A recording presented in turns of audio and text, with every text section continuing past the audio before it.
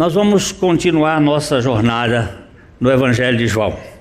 Capítulo 5, hoje chegamos neste ponto que nós vamos ler aqui. Vamos fazer uma leitura até o versículo 18 e depois a gente vai andar um pouquinho. Evangelho de João, capítulo 5, de 1 a 18. Passadas estas coisas, havia uma festa dos judeus, e Jesus subiu para Jerusalém. Ora, existe ali, junto à porta das ovelhas, um tanque, chamado em hebraico Betesda, o qual tem 5 pavilhões. Nestes jazia uma multidão de enfermos, cegos, coxos, paralíticos, esperando que se movesse a água. Porquanto um anjo descia em certo tempo, agitando-a. E o primeiro que entrava no tanque, uma vez agitada a água, sarava de qualquer doença que tivesse. Estava ali um homem enfermo, havia 38 anos. Jesus, vendo-o deitado e sabendo que estava assim há muito tempo, perguntou-lhe: queres ser curado? Respondeu-lhe o enfermo: Senhor, não tenho ninguém que me ponha no tanque quando a água é agitada, pois enquanto eu vou, desce outro antes de mim. Então lhe disse Jesus: levanta-te, toma o teu leito e anda. Imediatamente o homem se viu curado e, tomando o leito, pôs-se a andar. E aquele dia era sábado. Por isso disseram os judeus ao que fora curado: hoje é sábado, e não te é lícito carregar o leito. Ao que ele lhes respondeu: o mesmo que me curou me disse: toma o teu leito e anda. Perguntaram-lhe eles: quem é o homem que te disse: toma o teu leito e anda? Mas o que fora curado não sabia quem era, porque Jesus se havia retirado, por haver muita gente naquele lugar. Mais tarde, Jesus o encontrou no templo e lhe disse: olha que já estás curado, não peques mais, para que não te suceda coisa pior. O homem retirou-se e disse aos judeus que fora Jesus quem o havia curado. E os judeus perseguiam Jesus, porque fazia estas coisas no sábado. Mas ele lhes disse: meu pai trabalha até agora, e eu trabalho também. Por isso, pois, os judeus ainda mais procuravam matá-lo, porque não somente violava o sábado, mas também dizia que Deus era seu próprio Pai, fazendo-se igual a Deus. Agora, Pai, fala conosco, fala pela Tua palavra, fala pelo Teu Espírito, dá-nos língua de erudito, dá-nos ouvidos de erudito, para que nós ouçamos a Tua palavra e o Teu Espírito traga fé, convicção em cada coração. Em nome de Jesus. Amém. Nós terminamos o capítulo 4 e nós vamos ver uma pequena animação daquele último texto da cura do régulo, da cura do filho do régulo. Por favor, passa aí para a gente dar uma olhada nesta animação que vai aparecer aí.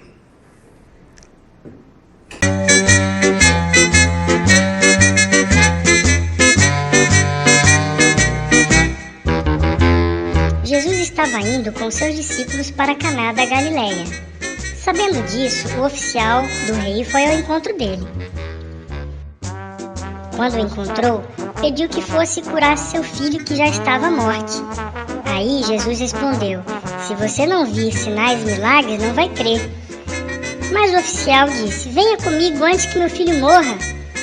Disse-lhe Jesus: vai, o teu filho vive. Tendo o homem crido nas palavras de Jesus, descansou para partir no outro dia. Ao amanhecer, foi para Cafarnaum. Quando quando estava próximo à sua casa, os seus servos foram ao seu encontro, dizendo que o seu filho estava vivo. Perguntou-lhes então a que horas ele havia melhorado. E os seus servos lhe disseram que foi a 1h da tarde do dia anterior. Então o oficial lembrou que foi a mesma hora que Jesus lhe disse que seu filho vivia. Creu ele e toda a sua casa. Isso já é trabalho dos nossos animadores aqui da igreja, que ouviram a mensagem domingo e fizeram o filmezinho mostrando que esse aqui é o segundo sinal, segundo milagre, que fala exatamente do aspecto da fé. O primeiro milagre de Jesus no Evangelho de João é a transformação da água em vinho. Aquele milagre está centralizado na palavra, a palavra de Deus. Eles estavam numa festa, a festa chegou num certo ponto da semana, porque era um casamento que durava mais ou menos 7 dias, e acabou o vinho, e a mãe de Jesus entrou para dizer que não tinha vinho, e ela usa a palavra: fazei tudo o que ele vos disser. E os serventes creram na palavra de Jesus e fizeram aquilo que ele mandou. Coisas irrazoáveis, botar água quando eles estavam precisando de vinho. E que, de fato, os personagens de importância naquele sinal não é nem Maria, nem o chefe da festa. Na verdade, o personagem principal, assim, fora de Jesus, são os serventes. Que eles obedeceram algo que era impossível. E ali está falando do valor da palavra. Este sinal que nós vimos aqui, a animação, ele fala da fé. O régulo, domingo passado nós vimos, era um pequeno rei, um membro da corte, talvez a corte de Herodes. Ele vem procurar Jesus, filho doente, a morte, pede para Jesus ir lá na casa dele. Nós fizemos aqui uma comparação, Londrina e Arapongas. Cafarnaum está assim uma distância, e ele vem procurar Jesus, e Jesus disse: eu não vou lá na sua casa, seu filho vai ficar curado lá. E o rapaz está lá e o pai está aqui, mas ele só foi no outro dia. E aqui mostra a fé. A palavra de Deus gera fé. O sinal de hoje é aquilo que eu chamo de o lá da música, a afinação. Há uma rádio, um certo local, eu não sei se foi nos Estados Unidos ou se foi num país da Europa, a rádio recebeu a seguinte carta: tal dia da semana, por favor, vocês toquem a nota lá por 2 minutos. Toque porque eu moro num lugar distante e a única diversão que eu tenho aqui é o meu violino, e ele está tão desafinado. E eu não tenho nenhuma forma de afinar. Então vocês toquem a nota lá por 2 minutos para eu afinar meu violino. Esse homem estava sozinho no deserto do sofrimento. Era um paralítico. Nós vemos aqui que, passadas estas coisas, isto é, passado aqueles fatos ligados a Jesus na Samaria e na Galileia, passadas estas coisas, havia uma festa dos judeus e Jesus subiu para Jerusalém. Só o Evangelho de João aparece sempre esta expressão dos judeus. Nos outros evangelhos, todas as vezes que aparece a palavra dos judeus, é Rei dos Judeus. Mas no evangelho de João, ele usa mais de 20 vezes essa expressão dos judeus para fazer uma diferença entre os que moravam na Galileia e os que moravam na Judéia. Por favor, se você achar um mapa dos tempos de Jesus, de Israel nos tempos de Jesus, só para a gente colocar aqui, para você entender um pouco da geografia desse tempo, que Galileia está lá em cima, Judéia está aqui embaixo. Era um povo só, mas eles estavam morando em lugares diferentes. E quando ele se referia, João se refere a judeus, normalmente ele não está se referindo à nação, mas ele está se referindo ao povo da Judéia e especialmente a Jerusalém, onde se encontrava a casta da religiosidade, onde estava o sinédrio, onde estavam os religiosos mais rigorosos, e que eles tinham um controle, e não acho que não está tendo, mas é que há uma, aqui para cima, esse não está muito bom, mas aqui para cima, aqui é o Mar da Galileia. Ok. Vamos ver aqui, esse aqui está bom. Aqui está a Judéia, essa região aqui é a Samária. Aqui não está bom porque são as tribos, seria aqui a divisão das tribos. Eu gostaria que era Israel no tempo de Jesus. A Galileia, Samária e a Judéia. Isso aqui é o fulcro da religiosidade, é o centro da religiosidade do povo judeu no tempo. E quando João, que era da Galileia, o apóstolo João, ele era um galileu, como Jesus, quando ele escrevia dos judeus, ele estava falando especialmente da tendência daqui.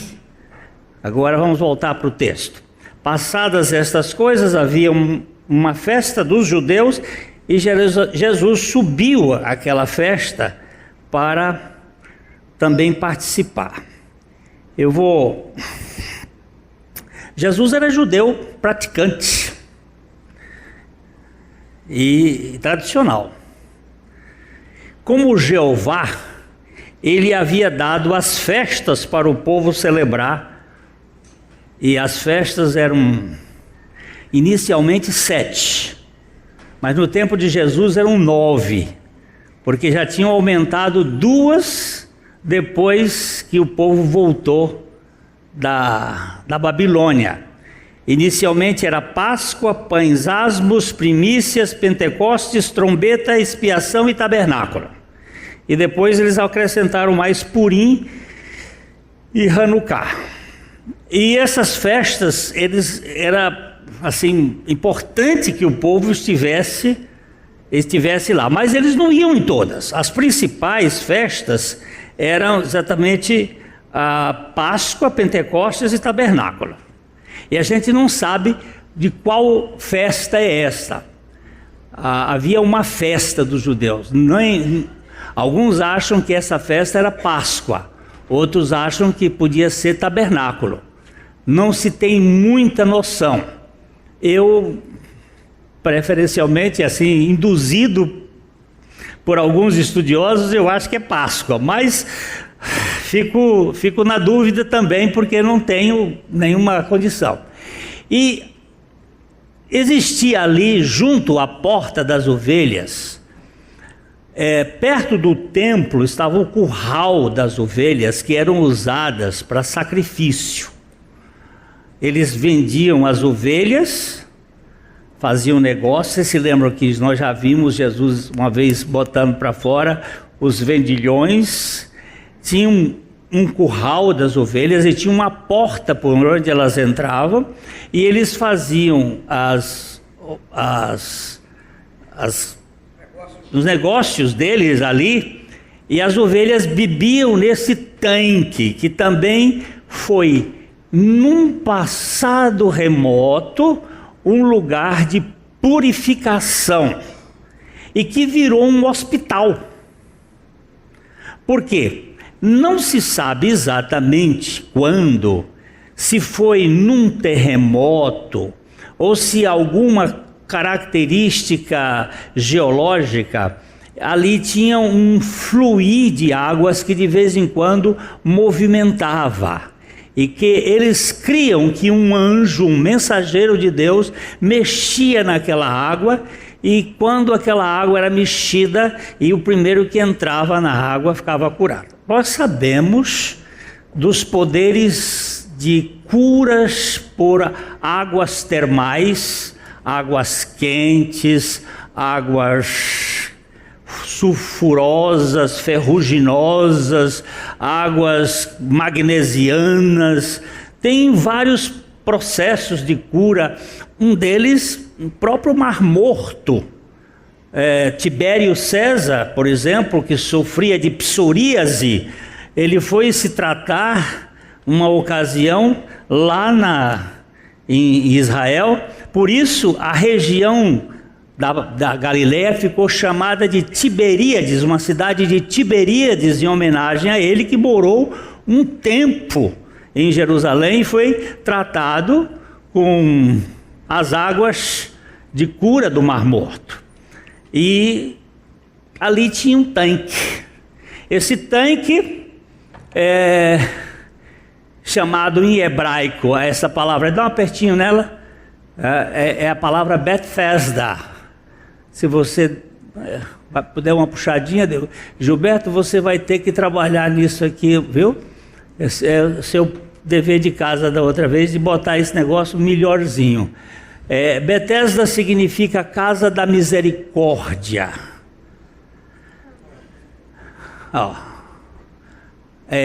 Palavra Bethesda, de origem aramaica, casa da misericórdia, casa da água que flui, casa de alguma coisa curadora, de misericórdia.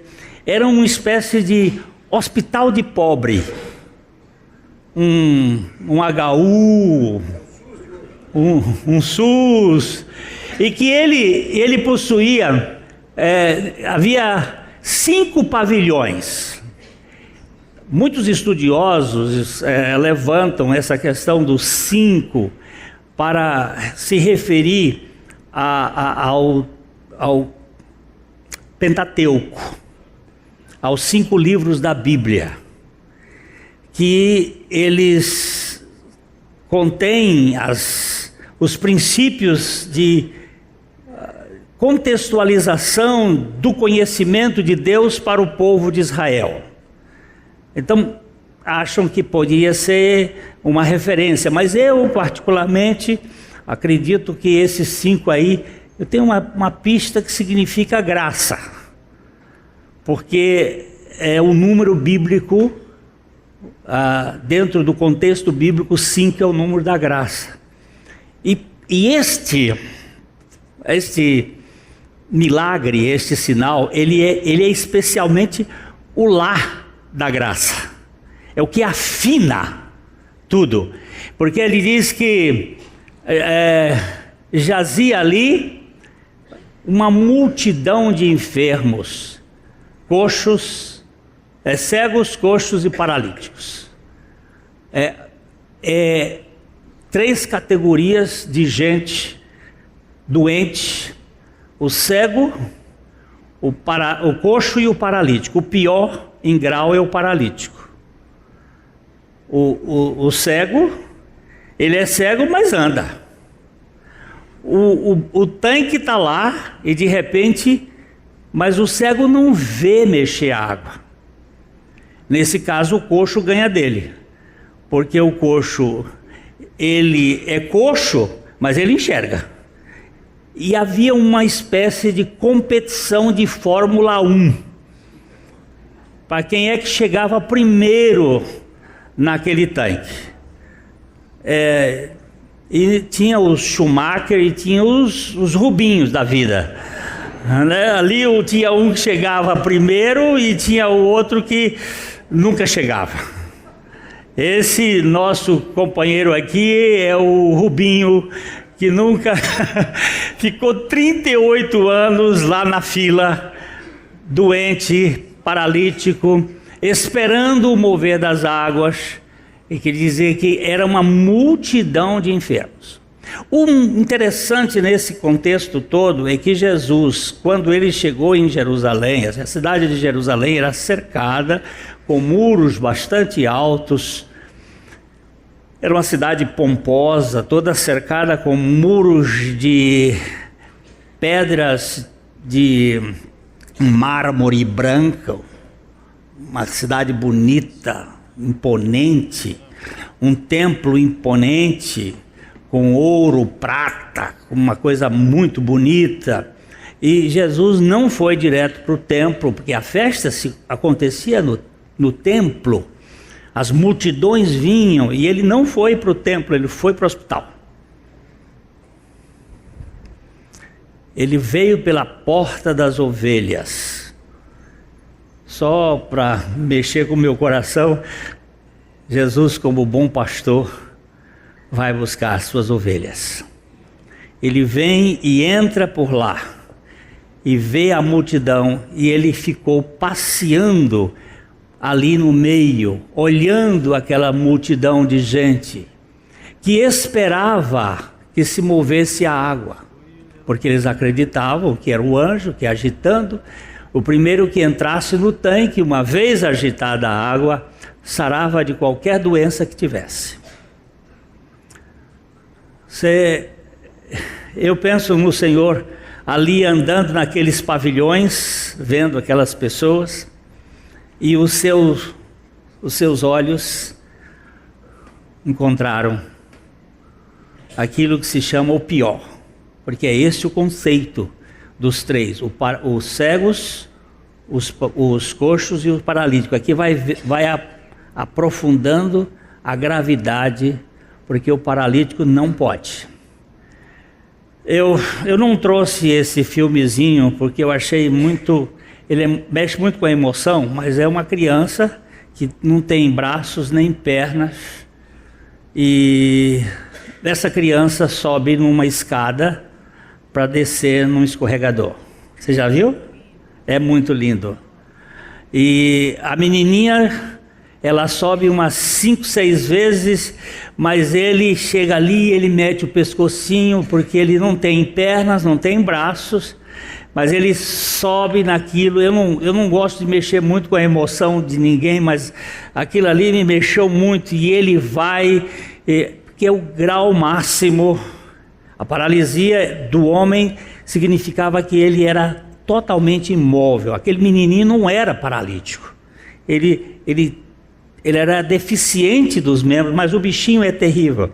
E ele vai e se esforça, e vai e roda, e vai e sobe, e aí depois ele vem de costas e desce. Quando ele desce, ele dá aquele sorriso como de conquista, porque mesmo que você não tenha as suas pernas e os seus braços, mas se você tiver uma força de vontade humana, você faz coisa. Mas esse miserável aqui,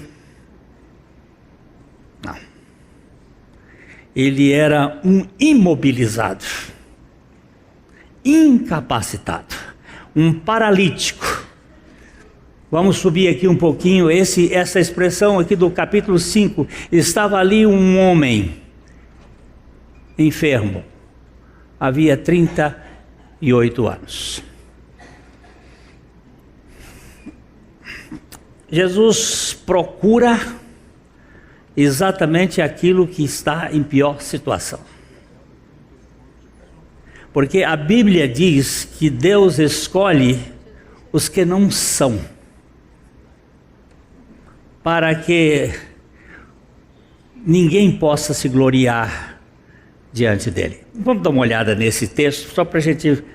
1 Coríntios, capítulo 1, nós vamos ler os versos 26, ali até 30. Irmãos, reparai, pois, na vossa vocação, visto que não foram chamados muitos sábios segundo a carne, nem muitos poderosos, nem muitos de nobre nascimento. Pelo contrário, Deus escolheu as coisas loucas do mundo para envergonhar os sábios e escolheu as coisas fracas do mundo para envergonhar as fortes. E Deus escolheu as coisas humildes do mundo e as desprezadas e aquelas que não são, para reduzir a nada as que são, a fim de que ninguém se vanglorie na presença de Deus. Sim, está até aqui. Vamos voltar um pouquinho, eu vou só provocar um pouquinho aqui. Irmãos, reparai, pois, na vossa vocação, no vosso chamamento, naquilo que você foi chamado para um propósito. Porque não foram chamados muitos sábios, segundo a carne, nem muitos poderosos, nem muitos de nobre nascimento. Pelo contrário, no original grego não existe a palavra as coisas. Porque Deus não escolhe coisas. Deus escolhe pessoas. Deus não está escolhendo coisas. Se você apertar aqui em coisa, aperta aqui em coisa para ver se sai alguma coisa. Não sai nada. Deus não escolheu coisas. Deus escolheu gente. Escolheu gente que? Gente louca. Escolheu os loucos. Quem são os loucos? Os mentecaptos. Os estupidificados. Você é um escolhido? Então entre nessa lista. Você e eu somos isso. Escolheu os loucos do mundo para envergonhar os sábios, os doutos, os sabidos, e escolheu as pessoas. Bota aqui no fracas para ver o que vai aparecer aqui. Astheneias, pessoas astênicas, fracas, sem força, sem capacidade. Hoje eu tive um pastor amigo meu lá de Recife que me mandou um texto sobre pastores que eu fiquei assim babando de alegria, porque o David, ele foi muito precioso vendo a crise que está acontecendo hoje, pastores se suicidando e coisa, e ele diz que isso é fruto de uma força de He-Man, de poder, que as pessoas querem ser importantes, querem ser suficientes e não querem ser fracas, porque só o fraco depende do Senhor. Quando nós somos fracos e nos reconhecemos fracos, nós temos aonde encontrar abrigo. Mas quando você quer ser forte, você tem que ser forte. E você vê, de vez em quando eu tenho que dar uns pitos em velório. Porque as pessoas vão para o sujeito que está chorando, e chorar em velório é a coisa mais natural. E é tão natural que quando a pessoa não chorava, contratavam carpideiras para chorar, porque chorar em velório é normal. E às vezes você está chorando e chega o outro, não, você tem que ser forte. Que ser forte, criatura? Você tem que chorar seu defunto, porque depois não tem mais tempo de chorar o defunto, que ele vai ser enterrado. Chora mesmo, chora. Esse negócio de ser forte, homem que cai não chora, chora. Esse negócio de querer se mostrar forte tem sido o adoecimento de muitas pessoas. E ele escolheu quem? Quem foi que Deus escolheu? Os fracos do mundo para envergonhar os fortes. Mas aí ele diz assim, e Deus escolheu as pessoas humildes do mundo, as pessoas sem pedigree do mundo, para confundir. Onde é que está? E as desprezadas, e aquelas que não, olha só, e aquelas que não são. Você é um escolhido de Deus, então você Possivelmente é um desqualificado, um sem condição. É isto que quer dizer, na minha opinião, que Jesus, no meio daquela multidão, olhou para um homem que há 38 anos estava paralítico, esperando uma cura. Quem era esse homem?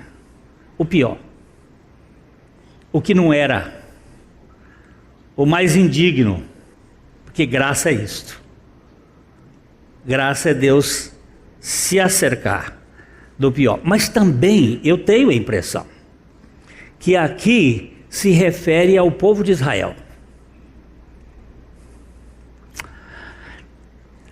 Quando Deus tirou o povo de Israel do Egito, quando Deus começou o processo de levar o povo de Gósen até a terra prometida, o povo gastou 40 anos para chegar até a terra prometida.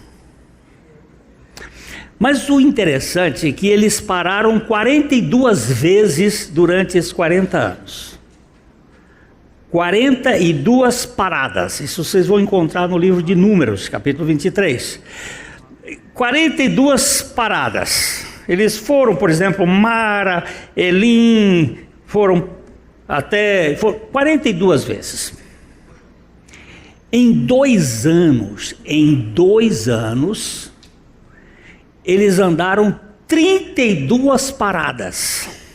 São 42.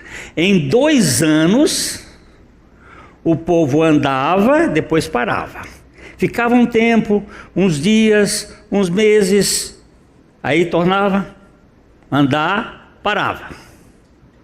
Em 2 anos, o povo de Israel andou 85% da viagem.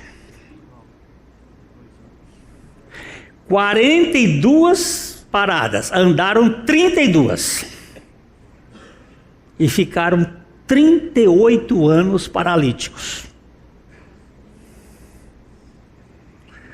38 anos de Cádiz Barneia até entrar na terra.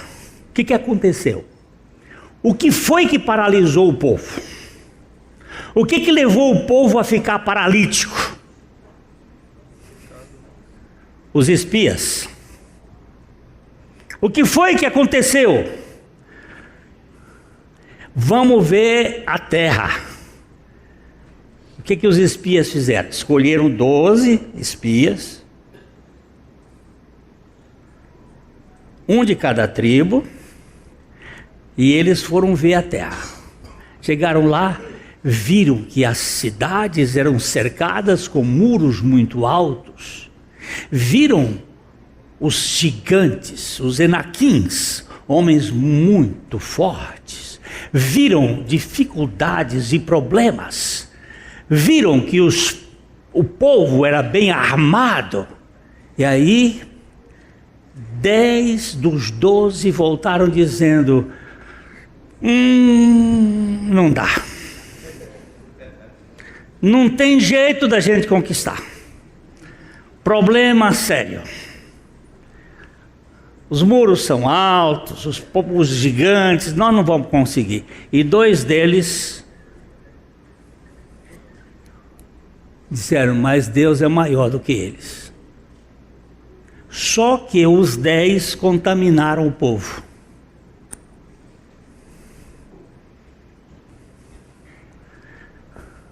E o povo passou a ficar murmurento, a ver só problema, não olhava para o Deus maior do que o problema, não via o Deus maior do que a muralha, via a muralha maior do que Deus, não via que aquele povo era o povo de Deus, via os enaquins que eram gigantes, e aí ficaram rodeando a terra lá 38 anos, paralisia espiritual.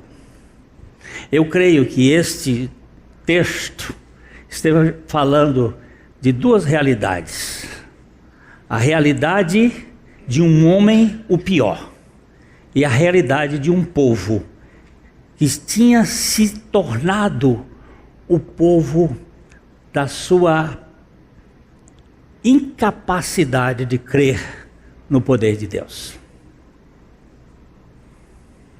Estava paralítico. Estava paralítico no sábado. Você vai verificar que o sábado virou legalismo.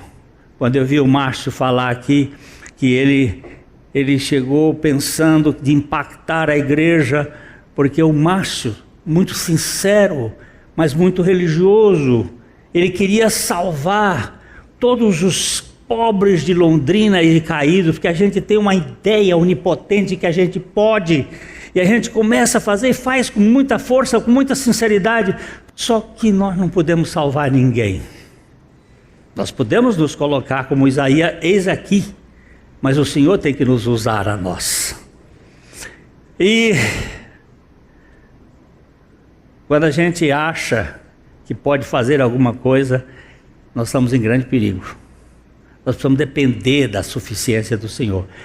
E aí muitas vezes a religião se torna muito legalista, muito cheia de cobrança. E sábado não podia fazer nada. E Jesus então, vamos voltar lá para... E aqui nós vamos para João 5.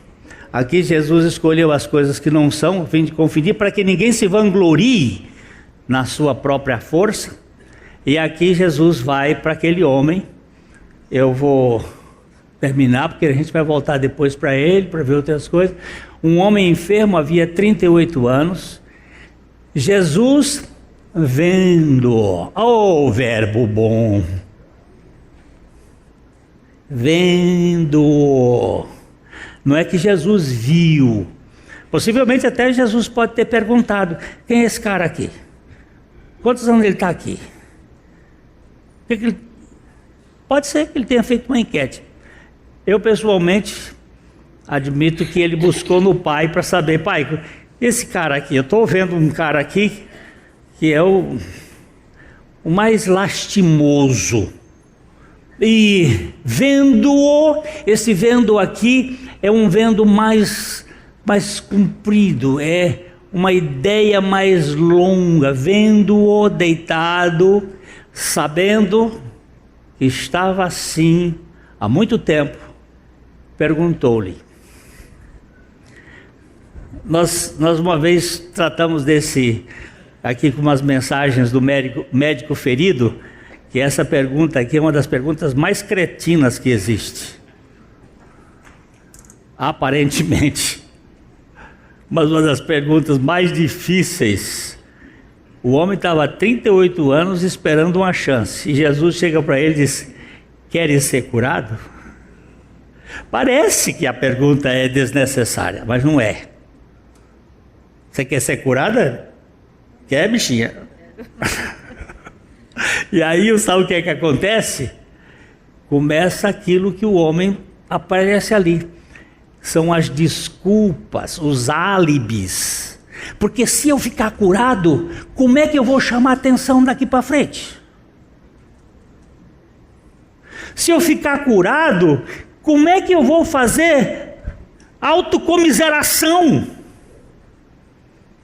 Porque grande parte das doenças familiares, é que eu estou falando na frente de autoridades, como as psicólogas da nossa igreja, mas grande parte das doenças de família, elas são produzidas não por lá, mas por dó. Não é a letra, não é a música lá que afina a orquestra, é a nota dó que fica, até usa assim: estou com dó de mim, eu tenho dó. Chamar atenção para si. Presta atenção, você e eu.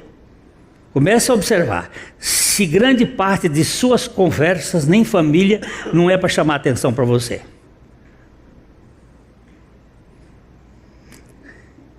Você não vê que eu faço as coisas e ninguém observa? E aí começa, aquele dó, não é um dó de sustenido maior, é um dó de sustenido menor,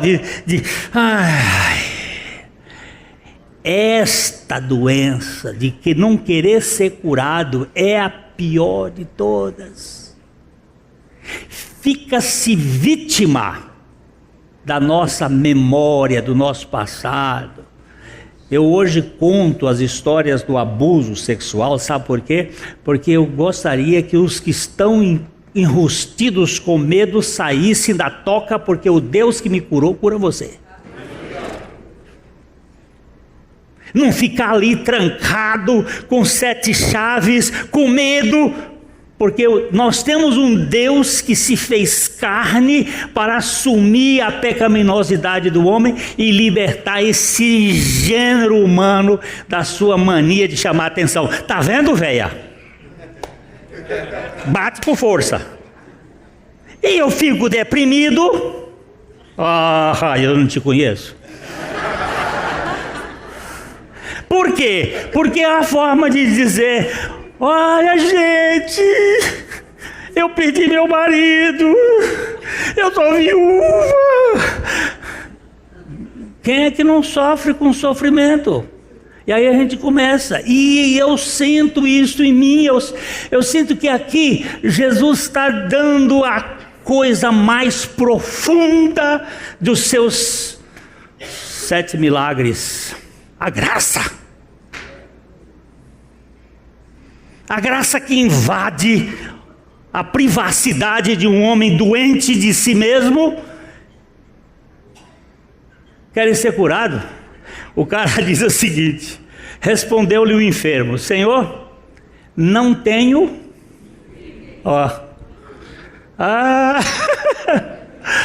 Eu sou um solitário, eu sou sozinho aqui nesse mundo. Viu, doutora? Amada da minha alma, eu sou um sozinho, fui rejeitado, fui abandonado, fui sei o quê, Aí tem que arranjar aí eu mando mesmo. Eu acho que tem muita gente que precisa tomar remédio. Tem que ir para o psiquiatra. Tem que tomar um troço para sair um pouco, para depois ter uma noção de que gente, você não pode viver essa vida medíocre. Você quer ser curado? Vida tão fraquinho. Mas eu não sei nem qual é a minha doença. Timidez, vergonha,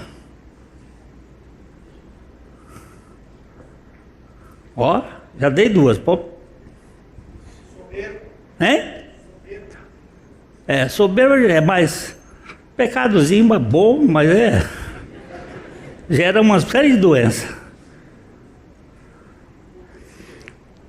Chama atenção pra gente. Nós usamos isso de várias maneiras, usamos com a moda, eu hoje falei, nós usamos até no suicídio para chamar atenção. A forma como você suicida é uma forma de chamar atenção, da dor que você está enfrentando. E, não tenho ninguém que me ponha no tanque.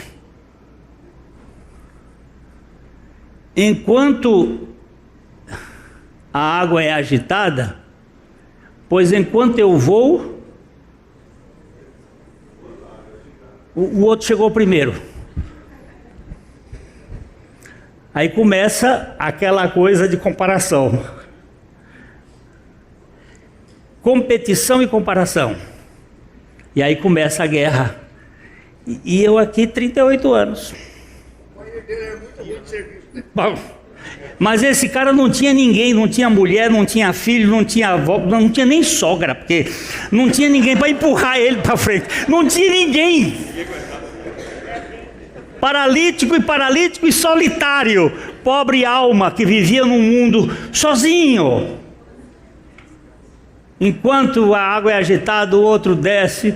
Esse é o verdadeiro síndrome barriqueliana. Nunca chega. Nunca chega. Até o menino sem perna chegava. Por favor, depois vocês cortem isso na edição, esse barriqueliano, para não ofender o rapaz tanto. Levanta, toma o teu leito e anda. E agora?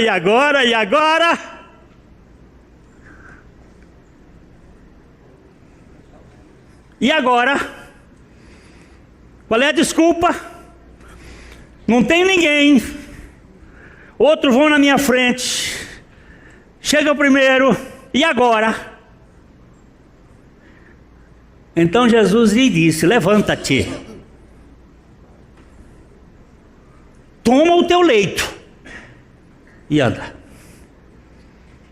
Eu vou parar aqui, vamos voltar aqui para esse negócio. Esta é a poderosa graça de Deus que autoriza você se levantar. O cristianismo não está nos deixando numa posição de imobilidade, mas é de stand up. Fica de pé. Mas não fica de pé olhando para... Pega o leito, pega a maca, pega a cama. Mas é domingo, Senhor. Não, o domingo para nós. Para ele é sábado. Não se pode fazer nenhuma obra. Pega o teu leito e anda. Anda para onde? Ele não tinha nem casa.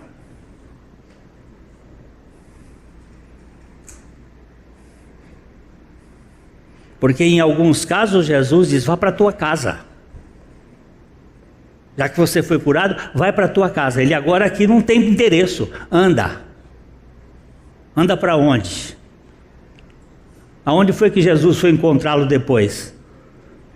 Na casa do pai dele, no templo. Porque os curados agora têm onde se sentar. Levanta, toma o teu leito e anda. Agora eu vou parar aqui só, imediatamente. O homem, isso aqui não existe no original, tá vendo? Civil. O homem curado, porque quando a cura vem, ela vem integralmente. Curado.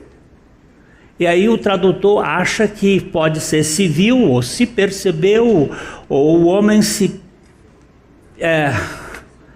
E tomando o leito,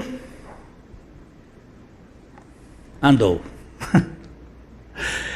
Não ficou resmungando e reclamando e procurando falar do seu passado como impeditivo, não. Ele andou, se pôs a andar. E só o detalhe, aquele dia era o dia do sábado. Nós vamos ver isso aqui, as coisas impeditivas. Ele não podia, porque era um paralítico. Jesus não podia fazer aquele milagre naquele dia, porque era sábado. Ele não podia levar nenhum peso, porque a lei proibia levar qualquer carga no sábado. E Jesus quebra todas elas, porque a graça de Deus não fica retida por qualquer sistema deste mundo. É graça restauradora. Depois a gente vai ver que o homem curado, ele não conhecia Jesus. Aí Jesus vai se revelar a ele. Primeiro ele o curou, para depois se revelar a ele. Gente, esse milagre, esse sinal, ele é bárbaro, ele é extraordinário. E ele vai tirar a nossa imobilização. Agora que eu sou salvo, agora que você é salvo, pé na estrada. Pé na estrada. E você tem que contar isso. Cadê a pulseirinha?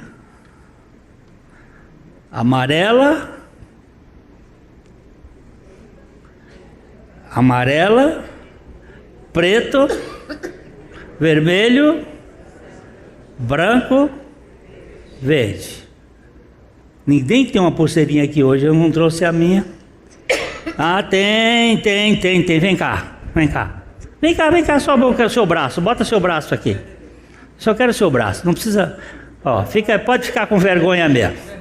Amarela. Deus nos criou sem pecado. O pecado entrou. O sangue de Jesus foi derramado. Ele nos purifica para nos tornarmos mais alvos do que a neve, a fim de nós crescermos para a glória dele. Estamos pregando o Evangelho. Houve um dia que Deus criou a humanidade caiu, tornou-se pecadora, Jesus morreu por nós, purificou-nos de todo o pecado, para que nós andemos na confiança dele.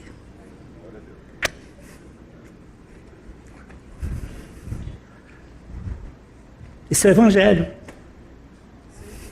Isso não é religião, gente. Isso é Evangelho para pegar paralítico, coxo e cego e curar, para que vivam para a glória de Deus. Aleluia! A Livraria PIB Londrina procura selecionar cuidadosamente seus títulos e autores a fim de oferecer um conteúdo alinhado com o Evangelho de Jesus Cristo. Bíblias, livros de teologia, devocionais, literatura infantil, biografias, comentários bíblicos e muito mais. Dispomos também de um acervo de CDs e DVDs das mais de 5.000 mensagens ministradas na Primeira Igreja Batista em Londrina. Visite a Livraria PIB Londrina e conheça ainda mais. Livraria PIB Londrina, de segunda a sexta, das 13h30 às 18 horas. Endereço na Avenida Paraná, 76A, próximo ao Calçadão, bem no centro de Londrina. Ligue para 3372-8921 ou acesse o site www.livrariapiblondrina.com.br.